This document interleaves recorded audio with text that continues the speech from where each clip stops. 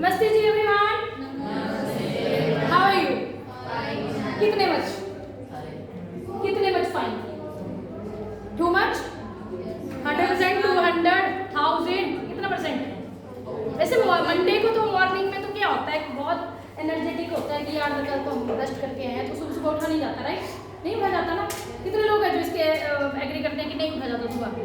क्योंकि संडे को तो आराम से उठते हैं, मंडे को फिर वही टाइम 5, 6 जो भी वटेवर आपका टाइम है। क्या टाइमिंग है आपके उठने की बेटा? What is your timing of wake up? हाँ, at least 5 o'clock you should wake up. 5 o'clock. तो फिर क्या हो गया? 4:30 पे हम उठते हैं, तो हम उठ सकते हैं 5 बजे। हैप्पी डालिए प्लीज। चलो let us start next topic. We have completed up to nucleus. हमने उस दिन किसी बच्चे ने बोला था मैडम ये क्रोमोसोम क्या होते हैं। Let us start with chromosome. मैंने आपको बहुत अच्छे से एक्सप्लेन किया था बेटा जी, inside the nucleus there is a thread like structure. क्या बताई थी हमने? ये थ्रेड लाइक स्ट्रक्चर जो है this is known as chromatin material. मतलब जिसके अंदर डीएनए है, उसके अंदर बेटा व्हेन दिस सपोज करो this is your cell, right? क्या है ये? When this cell start dividing and make 2 cell. Suppose करो इसने 2 सेल बनाने हैं, ठीक है, थ्रू माइटोसिस प्रोसेस। माइटोसिस मतलब एक सेल डिवीजन है जिसमें एक सेल से हमेशा क्या बनते हैं? 2 सेल। हमारी बॉडी की ग्रोथ होती है ऐसे है, 1 cell divide into 2 equal cell of their same kind. Same kind जैसे पेरेंट का सेल होगा वैसे ही सेम आगे नेक्स्ट जनरेशन वाला सेल होगा। हमारी बॉडी सिंगल सेल से बनी है और सिंगल से मिलियन ट्रिलियन सेल से हमारी पूरी बॉडी बनी हुई है, राइट? ठीक है, उस प्रोसेस को बोलते हैं माइटोसिस। क्या बोलते हैं? माइटोसिस। बोलते हैं माइटोसिस होने से पहले ये जो क्रोमैटिन मटेरियल है इट इज चेंज इनटू, क्या नाम बताया मैंने? क्रोमोसोम। और क्रोमोसोम क्या चीज है? This is the centre of the chromosome which is known as centromere. क्या बोलेंगे इसको? सेंट्रियोमर। Each chromosome have chromatid. क्या बोलेंगे? ये arms like structure है। These are known as chromatid. What we can call them? Chromatid. कितने chromatid है? 1, 2, 3, 4। मतलब ये 1, ये 2 एक ही जगह जुड़ जाते हैं, जिसका नाम क्या है? सेंट्रियोमर। क्या है? और अगर मैं सेल की बात करूं ना बेटा जी, जैसे सेल डिवाइड होता है ऐसे अरेंज्ड होते हैं क्रोमोसोम इकट्ठे ऐसे स्पिंडल फाइबर पे ऐसे अरेंज्ड होते हैं इनसाइड द न्यूक्लियस। कैसे? कहां? Inside the nucleus. सपोज करो ये यहां, ये ऐसे, ये ऐसे, ये ऐसे। अब सपोज करो एक सेल है और अंदर ये न्यूक्लियस था, राइट? ये सेल जब 2 पे डिवाइड होगा तो क्या होगा? हाफ नंबर ऑफ क्रोमोसोम इसके अंदर चले जाएंगे, हाफ नंबर ऑफ क्रोमोसोम इसके अंदर आ जाएंगे, इसके अंदर आ जाएंगे। बता रही हूँ, हर ऑर्गेनिज्म में वेरिएबल होते हैं। सपोज करो ह्यूमन के अंदर there are 46 number of chromosome. How many? एक सिंगल सेल के अंदर million of trillion of cell है। कितने होते हैं? 46 नंबर ऑफ क्रोमोसोम। अब ये 46 किस फॉर्म में होते हैं? 23 के पेयर्स में होते हैं। क्लियर? जो एक 46 नंबर ऑफ क्रोमोसोम है they are called 2n and condition diploid. अगर पूछेंगे what is the polarity of your chromosome, total number of chromosome, then you will say 2n polarity. What we call? If we इसको भी कुछ नाम देना चाहे तो इसको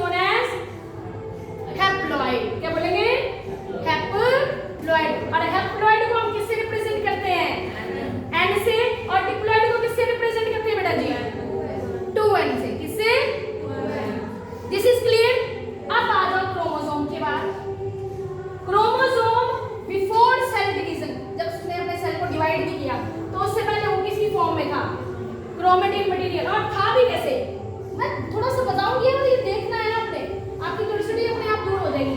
बोलता है जो ये क्रोमोसोम है वो ऐसे एक्सपोज करो थ्रेड की तरह, उस थ्रेड में इस तरह से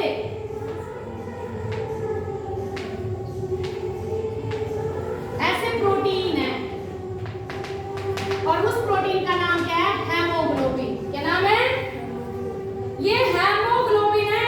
इसके अराउंड इस तरह से आगे हेमोग्लोबिन, फिर से ये, फिर इस तरह से ऐसे सराउंडिंग में ये ऐसे दिखता है। ये क्या दिखता है, ये बीड ऑन स्ट्रिंग। कैसे दिखता है आपको chromatic material, bead on string. These beads are known as haemoglobin. क्या बोलेंगे इसको, हेमोग्लोबिन।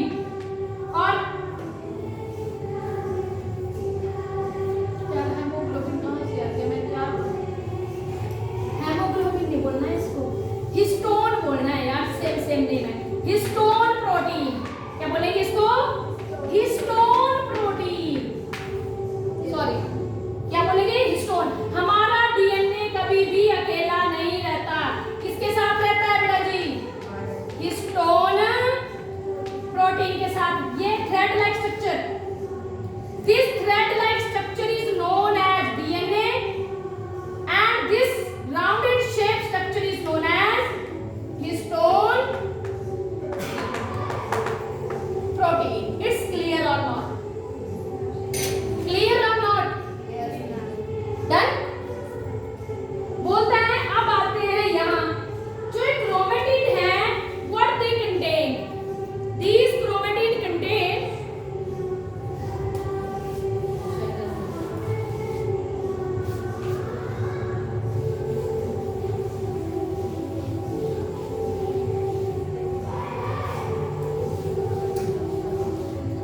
देखो ये जो प्रोटीन है, ये जो आपका क्रोमेटिड है, अब मैं क्रोमेटिड के अंदर का बनाऊंगी। Inside the chromatid there is a chromosome. के अंदर क्या है, this is known as, what is this is known as, मतलब तुम्हारे इसके अंदर इस तरह से डीएनए अरेंज्ड है। क्या अरेंज्ड है बेटा, डीएनए, क्लियर और नॉट। और डीएनए के अंदर क्या है, मैंने कल भी बताया था, ट्रिपलेट के फॉर्म में क्या है, क्या लिखा मैंने, जीन। क्या है, जीन। और जीन क्या बनाता है, या तो एंजाइम बनाएगा, क्या बनाएगा बेटा जी, एंजाइम, या तो हार्मोन्स बनाएगा। क्या बनाएगा, और मैसेज जो है इस फॉर्म में ही रिप्रेजेंट होता है। किस फॉर्म में, तुम्हारी बॉडी में कोई भी मैसेज है एक जनरेशन से दूसरी जनरेशन में जाता है, किस फॉर्म में जाता है, और जीन क्या बनाते हैं, या तो उस मैसेज को एंजाइम की फॉर्म में दिखाएंगे आपकी बॉडी में, या तो हार्मोन, या तो कुछ और प्रोटीन, या तो प्रोटीन। मतलब तुम अपने मम्मी पापा की तरह दिखते हो कि नहीं दिखते हो, किसकी वजह से, you inherit 50% DNA from your parents. कितना परसेंट डीएनए लेके आ रहे हो अपने मदर फादर से, 50, और 50 आपका खुद का है। Clear or not. तो DNA is known as a genetic material. क्या है DNA, it is known as genetic material which carry, लिख दो ये, what is DNA, DNA is known as deoxyribose nucleic acid. क्या बोलेंगे इसको, deoxyribose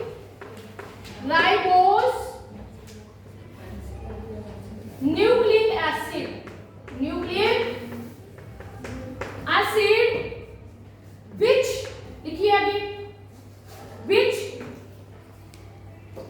carry the message from parent to their children, which carry the message in the form of gene, लिख देना, in the form of gene from parent to their children, from parent to their children, और bracket में लिखिए offspring. Offspring मतलब अपनी next generation को बोलते हैं ऑफस्प्रिंग। क्या बोलते हैं, ऑफस्प्रिंग। पेरेंट्स से अपने ऑफस्प्रिंग में जब क्या जाता है, मैसेज जाता है, तो किस फॉर्म में जाता है,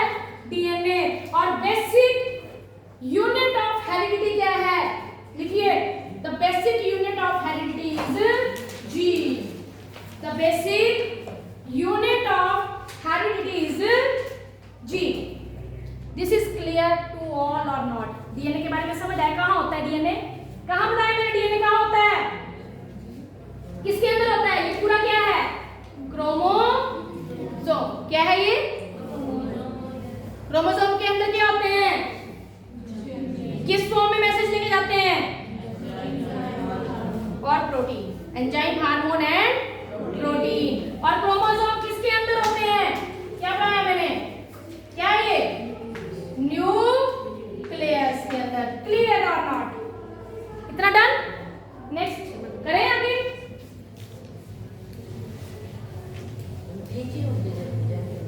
यही है सब कुछ, बस और कुछ भी नहीं होता। प्रोटीन।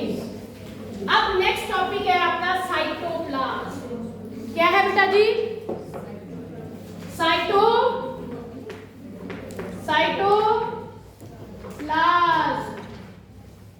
अगर मैं आपकी डायग्राम बनाऊं, सपोज करो दिस इज योर सेल, ठीक है, and this is your nucleus.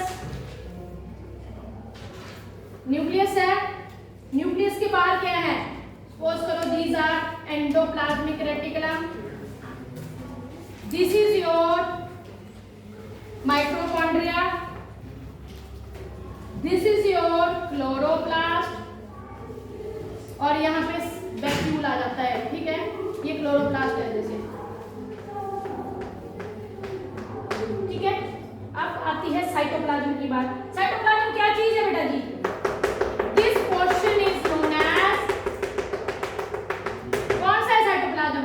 जो ये बाहर है न्यूक्लियस के, द फ्लूइड, दस लिखो साइटोप्लाज्म क्या चीज है? साइटोप्लाज्म इज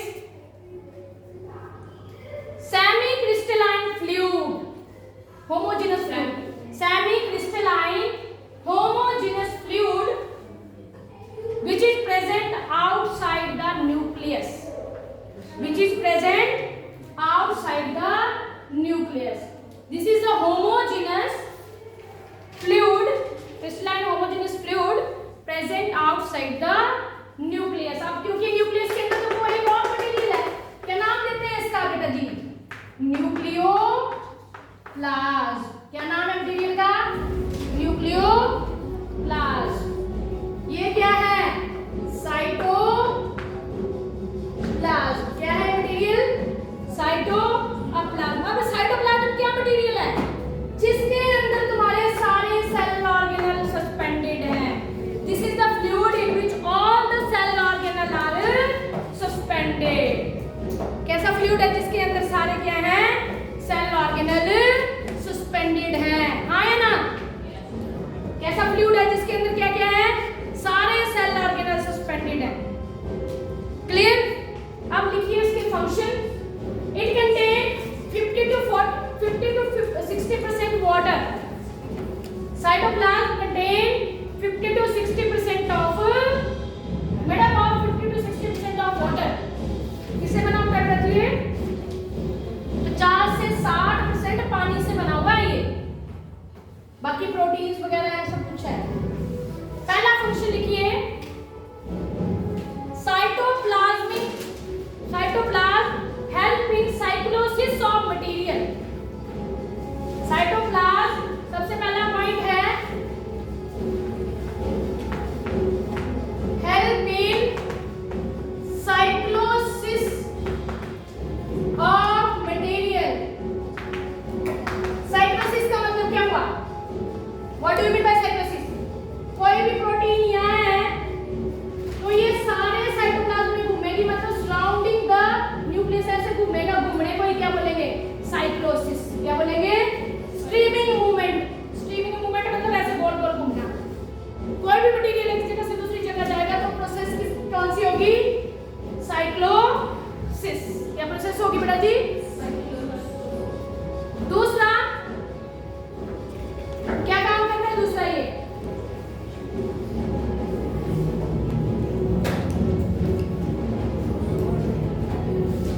हाँ, साइटोस्केलेटन।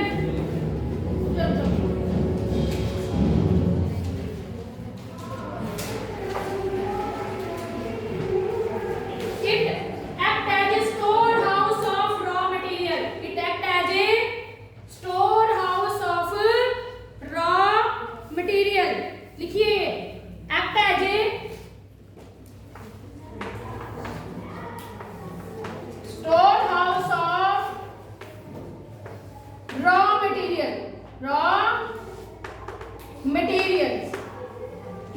मटेरियल का स्टोर हाउस है ये।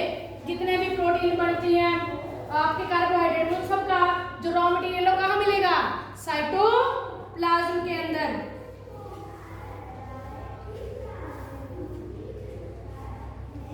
Cytoplasmic structure are present in the cytoplasm. Cytoplasmic structure are present in cytoplasm. लिखियो cytoplasmic structure like cell organelles. Cytoplasmic structure like cell organelles are present in cytoplasm. Are present in cytoplasm. लिख लिया? Next, cytoplasmic matrix is a seat for both biosynthetic and catabolic pathway. क्या लिखेंगे? It is a site, लिख दो, for biosynthetic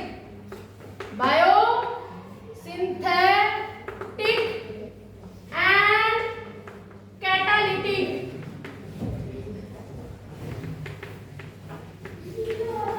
अभी biosynthetic क्या हुआ? किसी भी चीज का बनना, लिविंग चीज का अंदर बनना सेल के। और कैटालिटिक क्या हुआ? किसी चीज का ब्रेक डाउन होना, किसी चीज का।